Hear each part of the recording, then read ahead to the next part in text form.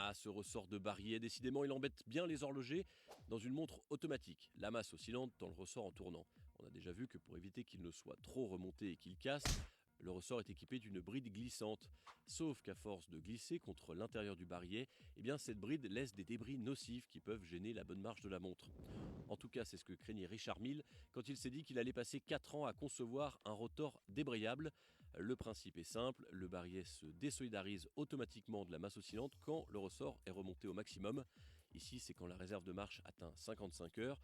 De cette façon, le ressort de barillet se détend progressivement et dès que la réserve de marche passe sous les 40 heures, eh bien, le rotor embraye automatiquement pour remonter la montre à fond, puis redébrayer et ainsi de suite. Et pour savoir où tu en es, eh bien, la montre possède un indicateur on-off qui précise si le rotor est débrayé ou pas. Alors, si cette innovation permet d'esquiver le problème de la bride glissante et de ses débris, elle a surtout un autre intérêt.